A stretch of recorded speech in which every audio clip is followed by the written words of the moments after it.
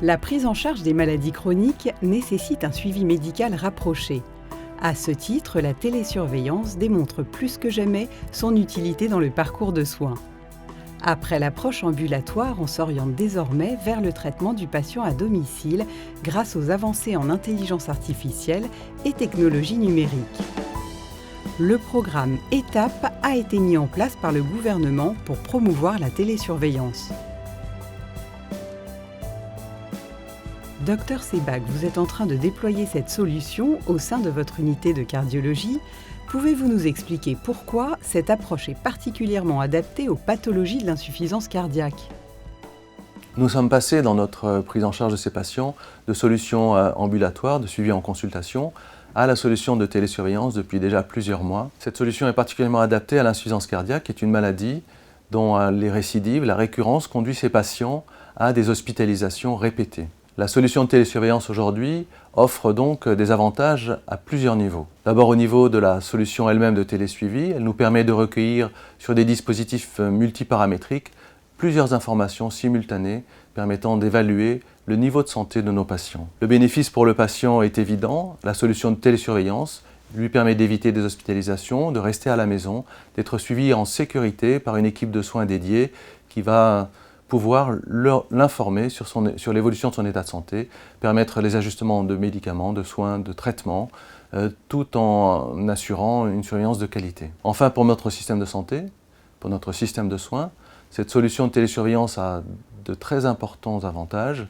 D'une part, elle est déjà financée par le programme ETAP, et ça c'est très important. Et d'autre part, vous l'avez bien compris, par la réduction des hospitalisations, par la réduction des besoins de consultation, eh bien, nous allons pouvoir mobiliser nos forces de soins vers la pandémie actuelle.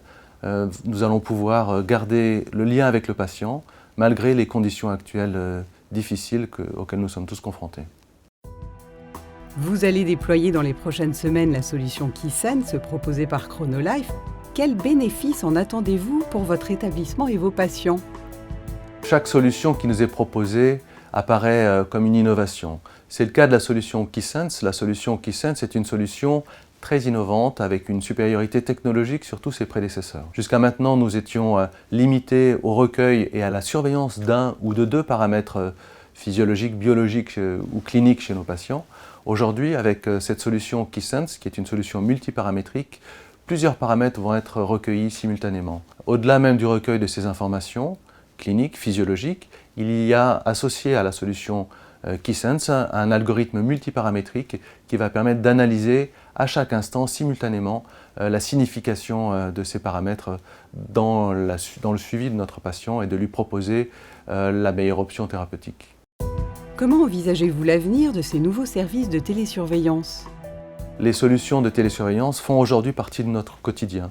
Elles sont présentes dans nos établissements de santé, que ce soit les hôpitaux, les établissements privés ou même chez certains praticiens à leur cabinet. Mais la multiplication de ces solutions de télésurveillance, de ces propositions de télésurveillance pour nos patients, impose que nous réfléchissions aujourd'hui à une interopérabilité de ces solutions. Nous ne pouvons plus associer, additionner des solutions différentes, distinctes, l'une dédiée à une pathologie, l'autre dédiée à une autre pathologie, ou un ou plusieurs paramètres. Finalement, il faut que nous travaillions sur cette interopérabilité. Il faut aussi que nous développions et mettions en place dans nos systèmes de santé des plateformes de télésurveillance qui vont permettre de mutualiser cette charge de surveillance, cette charge de suivi qui incombe aux équipes de prise en charge de ces pathologies chroniques. Il est nécessaire de repenser la solution médicale au sens large, réglementaire, formation, coordination et bien sûr remboursement de ces solutions de télésurveillance.